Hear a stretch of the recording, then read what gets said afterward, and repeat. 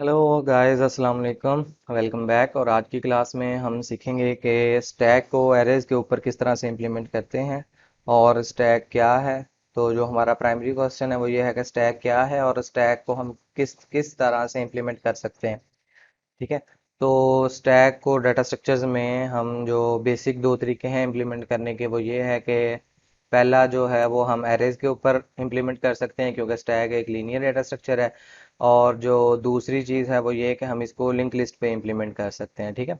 तो आज हम सीखेंगे कि स्टैक्स को हम एरेज पे किस तरह से इम्प्लीमेंट करते हैं, और इस पर्पज़ के लिए मैंने एक सैम्पल प्रोजेक्ट बना लिया है। और इस लेक्चर का जो कोड है वो आपको इस वीडियो की डिस्क्रिप्शन में भी मिल जाएगा। तो सबसे पहले मैं आपको बता दूं कि जी स्टैक क्या है। स्टैक एक लीनियर डाटा स्ट्रक्चर है, और इसको अगर हम फिजिकली दिखाना चाहें तो हम कह सकते हैं कि ये एक सिंगल एंडेड कंटेनर होता है जिसकी एक साइड खुली है और एक साइड बंद है। ठीक है। और सपोज करें कि ये इस तरह का कंटेनर आपके पास है, अब आपने इसके अंदर चीज़ें जो हैं वो इंसर्ट करनी है। अच्छा, अब जब हम इसके अंदर चीज़ें रखते हैं तो होता ही है कि जो सबसे पहली चीज़ हम इसके अंदर इंसर्ट करेंगे वो सबसे बॉटम पे चली जाएगी, और फिर हम सेकंड जो एलिमेंट इसके अंदर इंसर्ट करेंगे वो टॉप पे आ जाएगा। फिर जैसे ही थर्ड एंटर करेंगे तो थर्ड टॉप पे आ जाएगा, सेकंड जो है वो थर्ड के नीचे होगा, और फर्स्ट जो है वो सेकंड के नीचे होगा। इस तरह से ये एक हायरार्की बिल्ड करता जाता है, और जितनी भी हम आइटम्स इंसर्ट करते हैं जो सबसे लास्ट पे की जाती है वो सबसे टॉप पर होती है, इसलिए हम इसको कहते हैं कि ये लीफो के जो प्रिंसिपल है उस पे काम करता है, यानी कि लास्ट इन फर्स्ट आउट, जो सबसे लास्ट पे इंसर्ट किया जाएगा हम उसको सबसे पहले एक्सेस कर सकते हैं। अच्छा, अब हम इसको एरेज पे इम्प्लीमेंट करेंगे तो एक्चुअल में जो कोड हम लिखेंगे वो तो एरेज का ही होगा, लेकिन हम इसको ये नहीं कह रहे कि हम एरेज का प्रोग्राम कर रहे हैं, लेकिन हम ये कह रहे हैं कि हम स्टैक के साथ काम कर रहे हैं। नाम चेंज हो गया यहाँ पे, लेकिन चीज़ें जो रहेंगी वो वही रहेंगी कि हम एरेज यूज़ करेंगे। तो अब इसको स्टैक क्यों कहते हैं, और कुछ बेसिक प्रिंसिपल्स जो स्टैक के साथ काम करते हैं। अब जैसे ही मैंने कह दिया कि जी हम स्टैक के साथ काम करेंगे, तो यहाँ पे एरेज में जिस तरह से हम इंसर्शन और डिलीशन करते हैं, यहाँ पे हम उसको इंसर्शन और डिलीशन नहीं कहेंगे, बल्कि हम उसको कहेंगे, इंसर्शन को हम कहेंगे पुश, और जो हमारे पास डिलीशन है उसको हम कहेंगे पॉप। ठीक है। और बाकी एम्प्टी का फंक्शन, पीक का फंक्शन, ठीक है जी, वो वैसे के वैसे ही रहते हैं जिस तरह से हम अरेज में या किसी और डाटा स्ट्रक्चर में इम्प्लीमेंट करते हैं। तो जब भी आपके पास स्टैक का नाम लिया जाएगा तो आपके माइंड में फ़ौरन से आ जाना चाहिए कि इंसर्शन के लिए जो आपने प्रिंसिपल फॉलो करना है वो पुश का है। यानी कि अब इंसर्शन को हम यहाँ पे पुश कहेंगे, डिलीशन को पॉप कहेंगे। स्टैक के केस में कभी भी इंसर्शन और डिलीशन का नाम नहीं लेना, बल्कि हम जो उसके लिए स्पेसिफाइड नेम्स हैं पुश और पॉप के, हम वो यूज़ करेंगे। ठीक है, पहली बात। दूसरी बात ये है कि जब भी हमने स्टैक के साथ काम करना है, यानी कि स्टैक का प्रिंसिपल इंप्लीमेंट करना है, तो हम हमेशा सिर्फ और सिर्फ टॉप एलिमेंट को एक्सेस कर सकते हैं। ठीक है। तो हमें क्या करना पड़ेगा जी, अगर हम टॉप एलिमेंट के अलावा किसी और एलिमेंट को हमने एक्सेस करना है तो हमने पहले जो उसके ऊपर वाले एलिमेंट्स हैं हम उनको पॉप करवाएंगे, फिर उस एलिमेंट को एक्सेस करेंगे। ठीक है, डायरेक्टली हम उसको मॉडिफाई नहीं कर सकते। तो चलें जी, हम सबसे पहले इसको इम्प्लीमेंट करने के लिए एक क्लास क्रिएट कर लेते हैं स्टैक की। हम चाहें तो एक क्लास में भी काम कर सकते हैं, लेकिन बेटर ऑप्शन है कि हम अलग अलग क्लासेस के साथ काम करें। ठीक है। तो मैंने स्टैक की क्लास एक ले ली है। यहाँ पे एक और चीज़ जो मैं मेंशन करना भूल गया हूँ कि यहाँ पे हर एक इंडेक्स के लिए हम एक पॉइंटर वेरिएबल लेते हैं। पॉइंटर वेरिएबल से मुराद ये है कि वो वेरिएबल जो पॉइंट करेगा उसको हम टॉप कहते हैं। ठीक है, मैं यहाँ पे स्पेसिफिकली उन पॉइंटर्स की बात नहीं कर रहा जो हम सी या सी प्लस प्लस लैंग्वेज में यूज़ करते हैं। मैं एग्जाम्पल के तौर पर, यानी कि वो चीज़ जो पॉइंट करती है मैं उसका कह रहा हूँ। तो यहाँ पे हम एक वेरिएबल ले लेंगे जी टॉप के नाम से। ठीक है, ये मैंने ले लिया। उसके बाद मुझे, चूंकि मैंने मेरी एरे बनानी है, तो जी मैं एरे के लिए भी, एरे के साइज के लिए भी एक वेरिएबल ले लेता हूँ, और उसका हम जो नाम लिख लेते हैं जी वो हम लिख लेते हैं साइज। ठीक है, और इसको मैं कर देता हूँ 5। ठीक है, 5 एलिमेंट्स की मैं एक एरे क्रिएट कर लूंगा। उसके बाद अब मुझे मेरा स्टैक चाहिए जी, तो मैं क्या करता हूँ जी, स्टैक के लिए मैं एक एरे ले लेता हूँ एस टी के नाम से, और उसको भी हम यहाँ पे दे देते हैं जी, ये साइज आ गया। ठीक है जी, ये मेरी एक एरे बन गई है। मैंने एक साइज के नाम से वेरिएबल ले लिया, उसको इनिशियलाइज भी करवा दिया, एक टॉप के नाम से मैंने वेरिएबल ले लिया। ठीक है जी। और अब हम क्या करते हैं जी, यहाँ पे एक कंस्ट्रक्टर बिल्ड कर लेते हैं। ठीक है जी, ये मेरे पास कंस्ट्रक्टर आ गया जी, और मैं ये कंस्ट्रक्टर कर लेता हूँ। ठीक है। अच्छा जी, ये जो कंस्ट्रक्टर मैं यहाँ पे यूज करूंगा, मैं एक डिफॉल्ट कंस्ट्रक्टर यूज करूंगा जी, और इसको मैं -1 से इनिशियलाइज करवा दूंगा। ठीक है, और यहाँ से पैरामीटर्स मैं खत्म कर देता हूँ। ये मेरा एक डिफॉल्ट कंस्ट्रक्टर बन गया। ठीक है, नॉन पैरामीटराइज। ओके जी, इसके बाद बारी आ जाती है जी हमारे मेंबर फंक्शंस की। डाटा मेंबर्स हम यहाँ पे पहले से लिख चुके हैं। अब हमने बात करनी है मेंबर फंक्शंस की। मेंबर फंक्शंस कौन कौन से होंगे जी हमारे पास यहाँ पे जो होंगे जी? सबसे पहला जो हमने डिस्कस किया पुश का है जी, जो कि इंसर्शन के लिए यूज करेंगे। उसके बाद पॉप है जो हम डिलीशन के लिए यूज करेंगे। फिर हमारे पास इज एम्प्टी का फंक्शन होता है, उसके बाद पी का फंक्शन होता है। इसके अलावा भी फंक्शंस होते हैं। ठीक है, मैं इस वक्त स्टैक की जो बिल्ट इन क्लास है वो नहीं यूज कर रहा, मैं अपनी एक क्लास कस्टम क्लास क्रिएट कर रहा हूँ। ठीक है, तो सबसे पहले हम एक इज एम्प्टी का फंक्शन क्रिएट कर लेते हैं जी। ये मैंने कर लिया जी। इसके बाद जी अब मैंने क्या कहना है जी कि अगर मुझे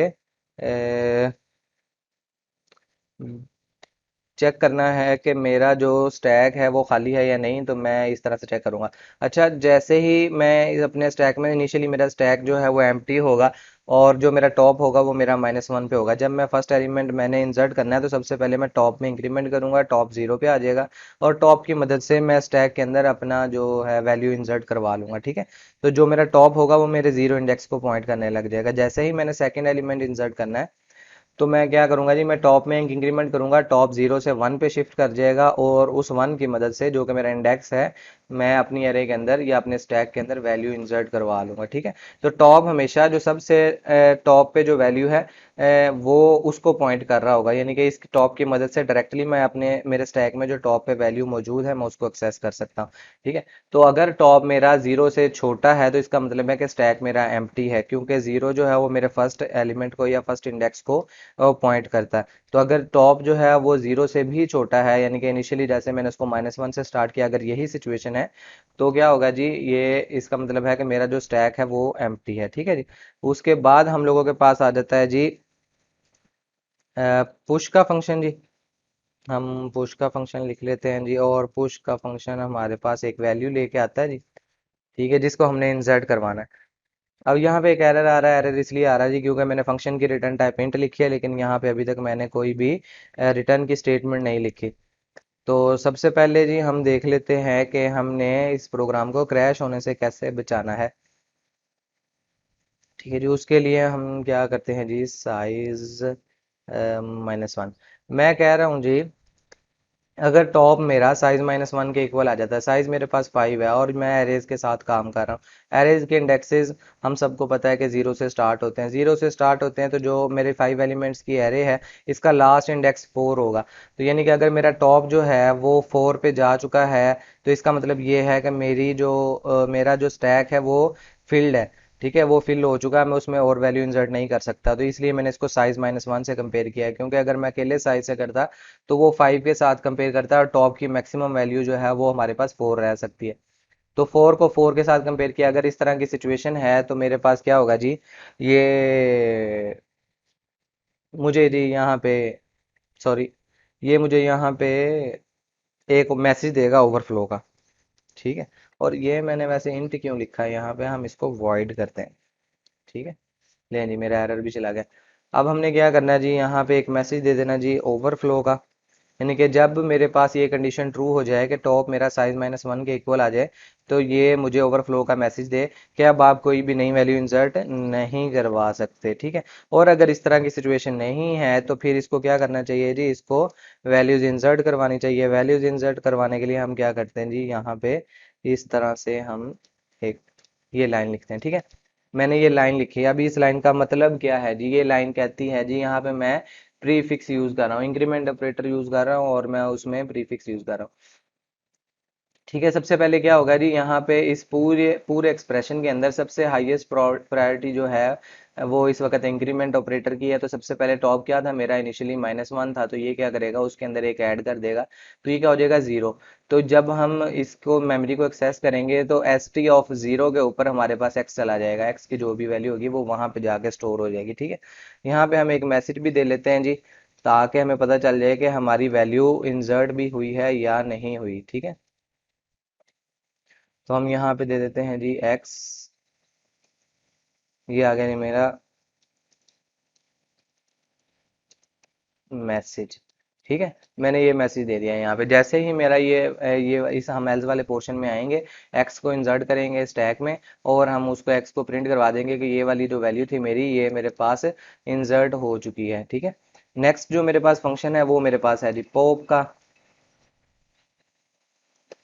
ये आ गए हम पॉप में, और यहाँ पे आके भी हम इस प्रोग्राम को सबसे पहले ये देखेंगे कि क्या ये क्रैश तो नहीं होगा, क्योंकि इस तरह की सिचुएशन में मोस्टली यही होता है कि एक दफ़ा तो प्रोग्राम चल जाता है, जैसे ही आपका स्टैक या आपकी एरे फिल होती है उसके बाद जो है आपका प्रोग्राम वो क्रैश होने लग जाता है। ठीक है, तो इस तरह की सिचुएशन से हमने बचना है जी। हम यहाँ पे क्या करते हैं, हम मैसेज नहीं देते, बल्कि हम यहाँ पे रिटर्न -1 करवा देते। ठीक है, अगर तो मेरा टॉप जो है वो -1 0 से छोटा है, यानी कि -1 है या -1 के अलावा कोई भी वैल्यू है, तो हम यहाँ से रिटर्न -1 करवाएंगे, और ये कोई भी और ऑपरेशन परफॉर्म नहीं करेगा।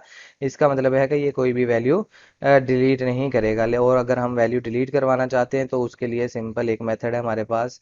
हम क्या करते हैं जी, यहाँ पे एक वेरिएबल ले लेते हैं, और स्टैक के टॉप पे इस वक्त जो वैल्यू है हम उसको एक्सेस कर लेते हैं। ठीक है जी, ये आ गया जी, और यहाँ पे हम इस तरह से कर देते हैं। ठीक है, अब यहाँ पे इस एक्सप्रेशन के अंदर देखें मेरे पास क्या है, कि मैंने एक वेरिएबल यूज कर रहा हूँ x। इस पूरे एक्सप्रेशन के अंदर मेरे पास जो एक मैं ऑपरेटर यूज कर रहा हूँ वो है डिक्रीमेंट ऑपरेटर। इसकी प्रायोरिटी इस वक्त सबसे लो है।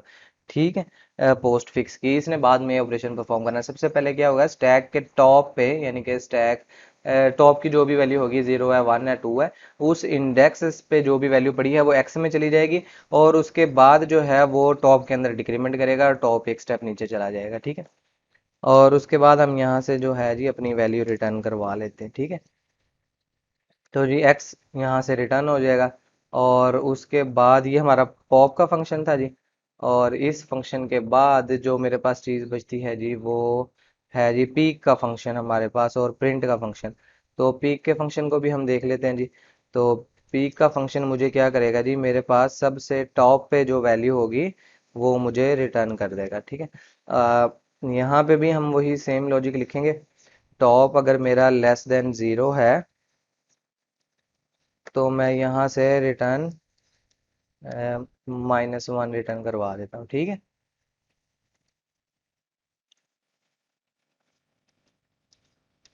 यहाँ पे भी हम एक मैसेज प्रिंट करवा ही लेते हैं अंडरफ्लो का, क्योंकि हमने ऊपर ओवरफ्लो का मैसेज प्रिंट करवाया, तो यहाँ पे हम अंडरफ्लो का मैसेज देते हैं। अच्छा जी, यहाँ पे आगे जी, यहाँ पे आने के बाद मैंने क्या किया जी, कि टॉप अगर मेरा जो है वो 0 से छोटा है तो मैं क्या करूँगा जी, -1 रिटर्न करवा देता हूँ। और अदरवाइज हम क्या करेंगे जी, यहाँ से अदरवाइज हम यहाँ से जो मेरी टॉप पे वैल्यू होगी हम उसको रिटर्न करवा देंगे। ठीक है, टॉप पे जो वैल्यू होगी उसको किस तरह से एक्सेस करना है जी, वो भी सेम ही मेथड है हम लोगों के पास। इसी को ही मैं यूज कर लेता हूँ, कंट्रोल C, कंट्रोल V, लेकिन यहाँ पे हम ये माइनस माइनस नहीं यूज करेंगे। ठीक है, तो सॉरी यार, ये मेरा माउस जो है वो आज मसला कर रहा है। पीक का फंक्शन भी बन गया, इसके बाद जो है जी हम लोगों के पास वो है प्रिंट का फंक्शन।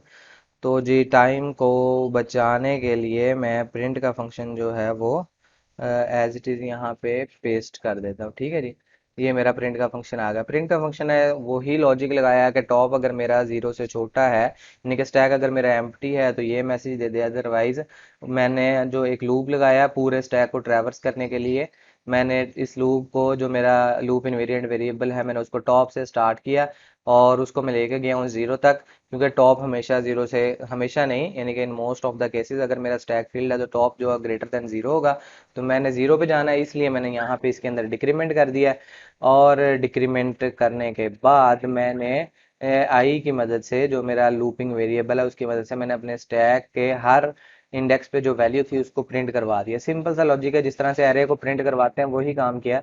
लेकिन यहाँ पे मैंने जो मेरा पॉइंटर वेरिएबल था टॉप उसको यूज किया। मैं अगेन बता रहा हूँ कि यहाँ पे जो मैं बार बार पॉइंटर का नाम ले रहा हूँ, मैं वो सी और सी प्लस प्लस वाले पॉइंटर की बात नहीं कर रहा, मैं सिंपल एक वेरिएबल की बात कर रहा हूँ जो कि पॉइंट करता है मेरे सबसे स्टैक के सबसे टॉप एलिमेंट को। ठीक है जी, ये हो गया जी। और इसके बाद अब हम चलते हैं जी अपने मेन फंक्शन में। ठीक है जी, मेन फंक्शन में जाने के बाद जी हमने सबसे पहला काम क्या करना है जी, अपनी क्लास का एक ऑब्जेक्ट बनाना है जी। ठीक है, मेरी जो स्टैक की क्लास थी ये आ गई जी, और इसका एक ऑब्जेक्ट बना लेते हैं।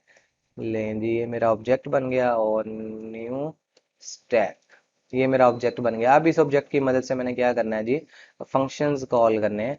ये मैंने फंक्शन कॉल किया जी, और मैंने इसके अंदर 10 इंसर्ट करवा दिए। ठीक है, तो इस प्रोग्राम को हम यहाँ तक रन करके देख लेते हैं जी कि मेरे पास क्या आउटपुट आती है, क्या मेरे प्रोग्राम में कोई इशू तो नहीं है।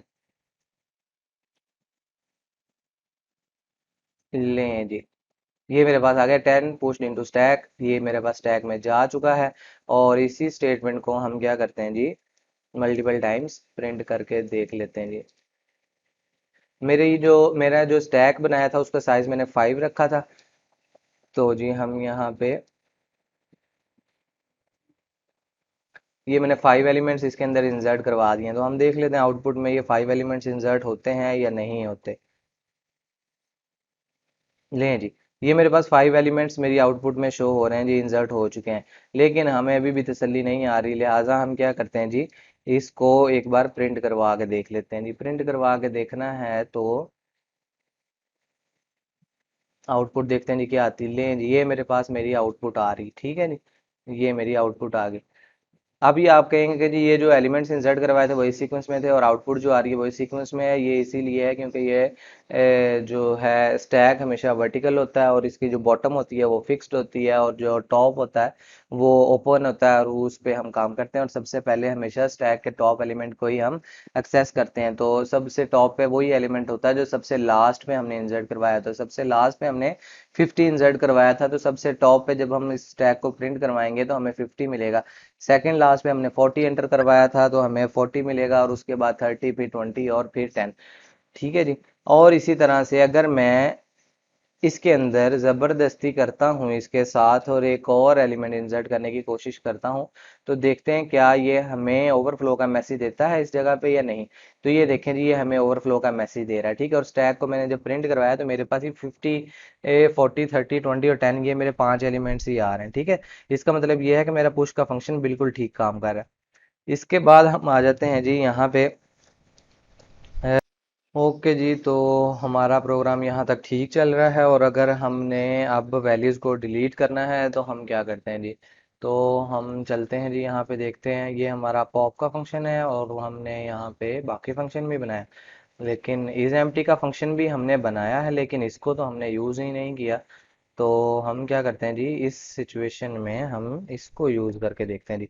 अगर तो ये मेरे पास इज एम्प्टी का फंक्शन कॉल करवा के मुझे बता देता है कि मेरा स्टैक इस वक्त खाली है, तो मुझे यहाँ पे वैसे इसकी ज़रूरत तो नहीं पड़ती।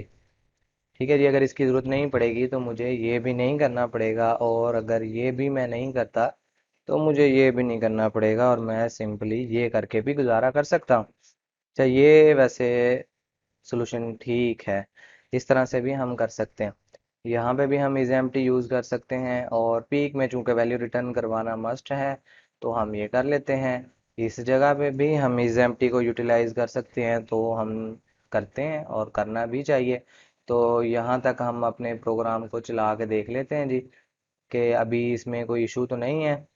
तो ये एक ओवरफ्लो का मैसेज देगा, क्योंकि हमने इसमें 60 को इंसर्ट करने की कोशिश की है। स्टैक का साइज जो था वो हमारे पास 5 था, 5 एलिमेंट्स इंसर्ट करवा दिए। जो 60 है वो 6th एलिमेंट था। उसके बाद मैंने स्टैक को प्रिंट करवाया, 5 एलिमेंट्स मेरे पास प्रिंट हो गए। ठीक है जी, तो इसके बाद अब हम देख लेते हैं जी कि स्टैक को अगर मैं पॉप करवाता हूँ तो क्या होता है।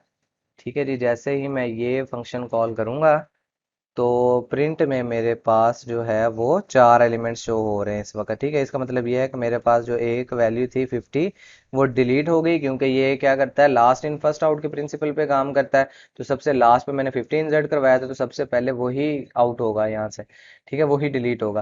तो हमने पॉप कर दिया जी यहाँ पे, और इस स्टेटमेंट को अगर मैं मल्टीपल टाइम्स यूज करूँ, 2 3 4 5, 5 टाइम्स मैंने इसको देखा है जी, सॉरी प्रिंट किया है। यहाँ पे प्रिंट करने के बाद मैं देखता हूँ जी, यहाँ पे ये ओवरफ्लो जो आ रहा है इसको हम यहाँ से कमेंट कर देते हैं। और उसके बाद there is nothing to print, 5 elements मेरे पास डिलीट हो चुके हैं जी। और स्टैक को जब मैंने प्रिंट करवाया था वो कहता है जी स्टैक एम्प्टी हो चुका है, there is nothing to print. एक बार फिर से करके देख लेते हैं, ओवरफ्लो की स्टेटमेंट चली गई है क्योंकि उसको हमने कमेंट कर दिया। और इसको अगर मैं एक बार और से करता हूँ तो देखते हैं क्या ये अंडरफ्लो का मैसेज भी देता है या नहीं देता। लें जी, इसने अंडरफ्लो का मैसेज भी दे दिया, यानी कि मैं फर्दर कोई भी वैल्यू डिलीट नहीं कर सकता। ठीक है। और जी मेरे पास प्रिंट का फंक्शन भी ठीक चल रहा है, इज एम्प्टी का फंक्शन भी ठीक चल रहा है, और पुश का फंक्शन भी ठीक चल रहा है।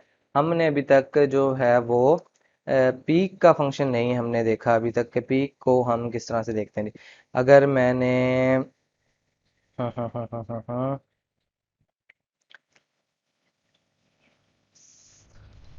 क्या करें क्या करें क्या करें। अगर पीक का फंक्शन कॉल करवाना है तो हम देख लेते हैं पीक की डेफिनेशन एक दफ़ा। पीक पीक पीक, ये रहा जी पीक। अगर इज एम्प्टी है तो ये कहता है जी रिटर्न -1। और चलें जी, फिर हम यहाँ पे एक इफ स्टेटमेंट लगा देते हैं जी। और वो क्या करेगा जी, स्टैक डॉट, यहाँ पे पीक आ गया जी। ये जो वैल्यू देगा वो मेरे पास अगर -1 रिटर्न करता है तो मैं सिंपली यहाँ पे कह देता हूँ जी कि there is no value in your stack. ठीक है जी। और एल्स में मैं क्या करता हूँ जी, ये एल्स आ गया मेरे पास। और एल्स में फिर हम क्या करेंगे क्या करेंगे क्या करेंगे, एल्स में हम ये जो पीक का फंक्शन था वो कॉल करवा लेते हैं जी। और उसके लिए हम क्या करते हैं, यहाँ पे लिख लेते हैं जी स्टैक डॉट पीक, और साथ हम एक छोटा सा मैसेज दे देते हैं जी। और मैसेज में हम लिख देते हैं जी इज एट टॉप इंडेक्स, यानी कि जो पीक है मुझे टॉप पे वैल्यू देगा, और साथ ही आ जाएगा कि जैसे 10 है, 20, 30 जो भी है वो इज एट टॉप इंडेक्स। ठीक है, मैंने इसको प्रिंट करवा सॉरी कंप्लीट किया, और इसके बाद अब हम इस प्रोग्राम को रन करके देखते हैं मेरे पास क्या आउटपुट आती है जी। There is no value in your stack, क्योंकि मैं स्टैक को यहाँ पे ऑलरेडी एम्प्टी कर चुका हूँ। मैं क्या करता हूँ जी, इन लाइंस को यहाँ पे कमेंट कर देता हूँ। कमेंट करूंगा तो अब इस वक्त 3 वैल्यूज डिलीट हो चुकी हैं, दो मेरे पास एग्जिस्ट करती हैं। वो दो कौन सी हैं, 10 और 20 है। तो टॉप पे जो मेरे पास है वो क्या होगा जी, 20। तो पीक का जो फंक्शन है मुझे वो मेरे टॉप पे जो वैल्यू है मुझे वो रिटर्न कर देगा। ठीक हो गया जी। तो ये थी जी हमारी आज की क्लास। ये आउटपुट बिल्कुल ठीक आ रही है, इसका मतलब प्रोग्राम में कोई एरर नहीं है। तो स्टैक को अगर अरेज पे इम्प्लीमेंट करना है तो हम इस तरह से करते हैं जी। तो अगर आपकी कोई भी क्वेरी हो तो आप कमेंट सेक्शन में पूछ सकते हैं, या कोई सजेशन हो तो आप वो भी दे सकते हैं। और इसकी प्रैक्टिस ज़रूर कीजिएगा, और मिलते हैं नेक्स्ट लेक्चर में। टिल देन, अल्लाह हाफिज़।